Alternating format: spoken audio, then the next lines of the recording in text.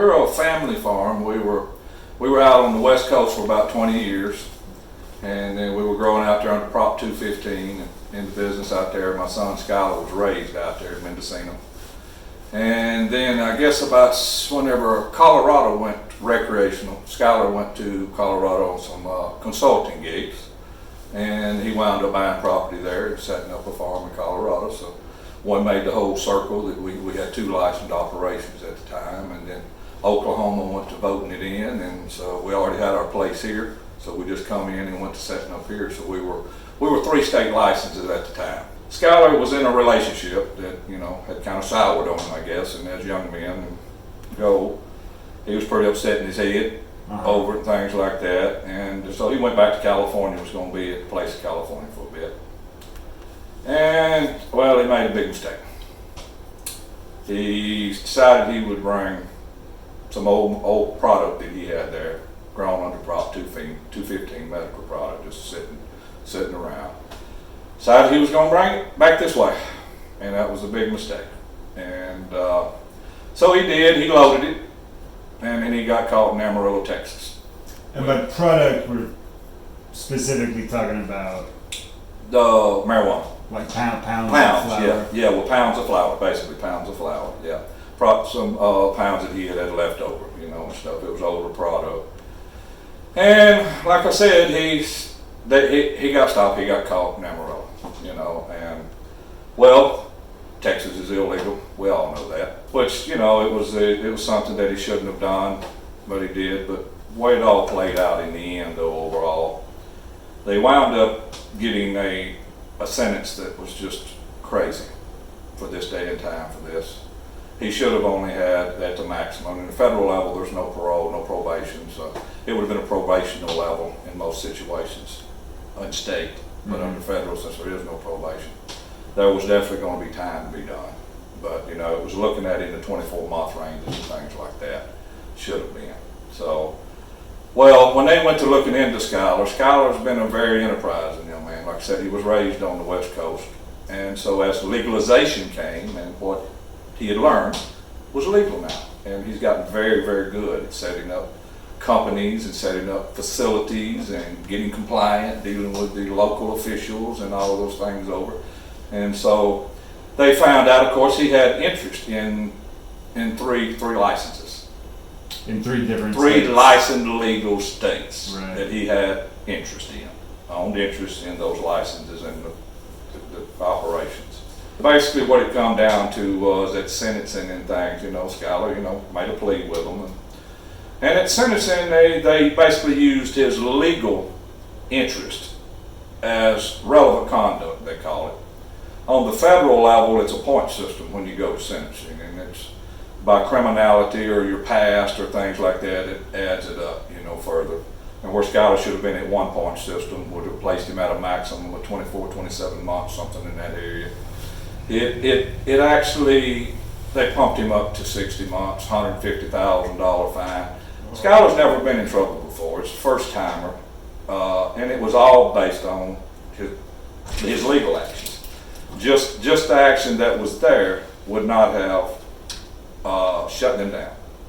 So it's pretty much now he's sitting on a 60-month sentence, and there's appeals going on that, and that's pretty much where that started with there. But when they found out about the operations in Colorado and stuff, there we had a large amount of product of marijuana in the barns and all that was on matrix tracking system, and we were following all the rules of Aide, which is the Marijuana Enforcement Division of Colorado. And so they came out one morning as my wife and I was there. My wife is the other half of the ownership of that company. As we were there up then, had pulled tests and opened the metrics up the evening before and pulled tests. And so we were going to get some tests and see if we could start marking some of it to get it. The next morning we were raided, about 20 carloads of DEA, a couple of choppers in there. And then they just went through our cabin next door, went through the farm down there. Of course, they find nothing. There's no charges against us. There's no, even the regulators. We had no charges. We had no fault towards it. But they decided they'll take the inventory. So, we'd done struggled for 3 years, worked hard within that county. County commissioners and working people in that county knew that Schuyler was a hard-working young man to put this facility together. And that county was counting on the taxes like they all are. They're all looking for the money.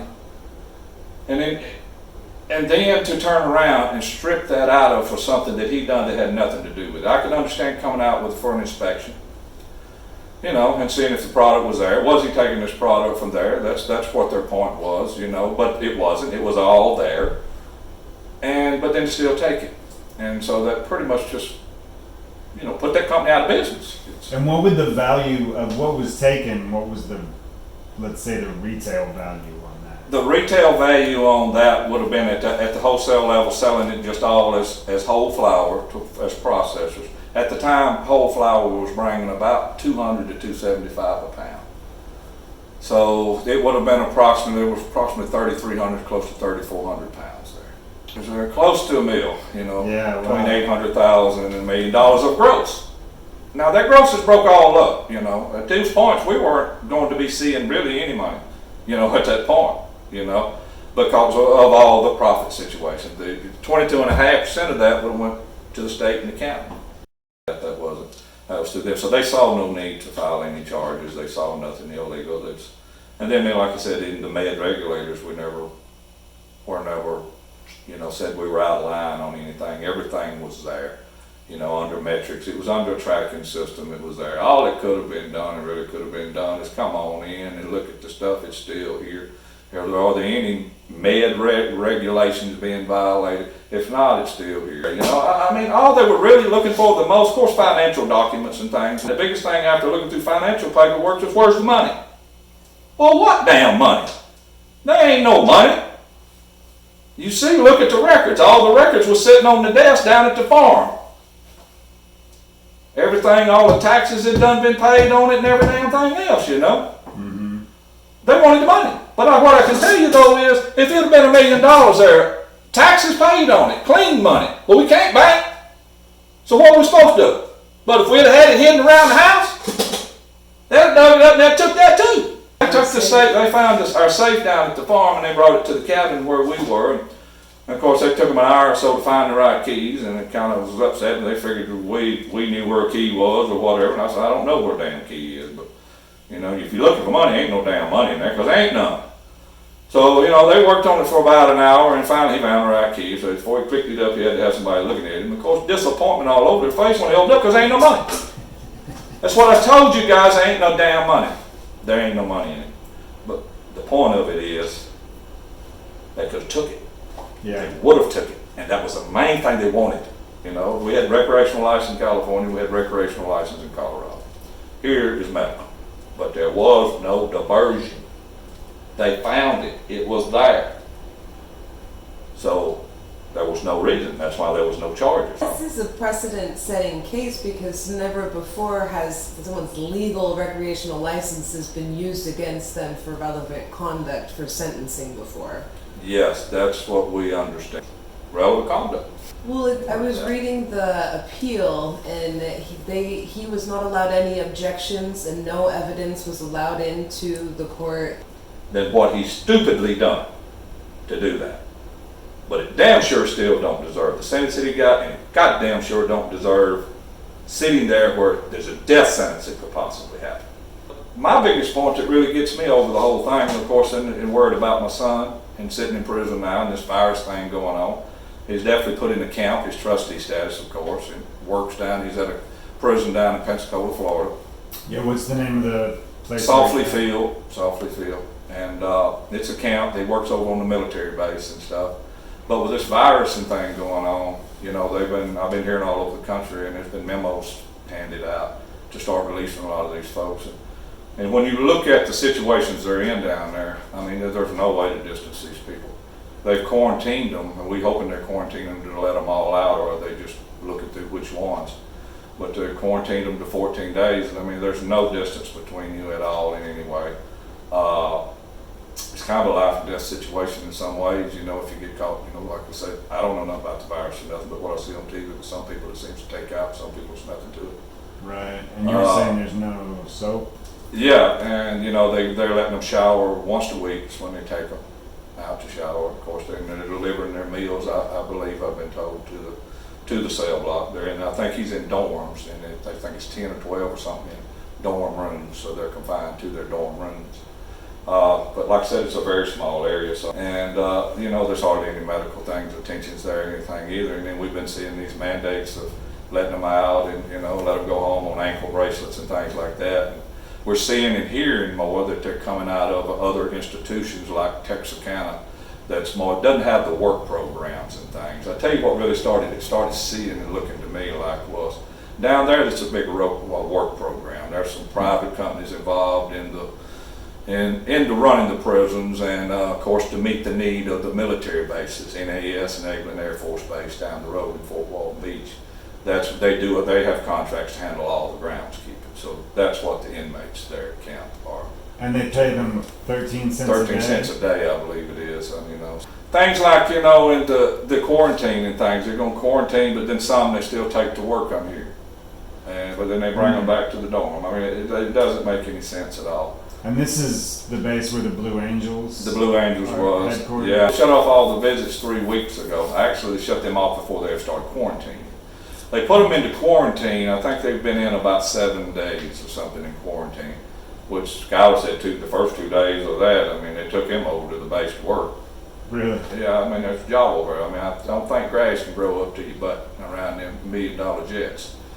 But yeah, they quarantined them from this point. They haven't been, you know, they're not letting out. Today he was able to make a phone call, and that's how I was able to talk to him, you know.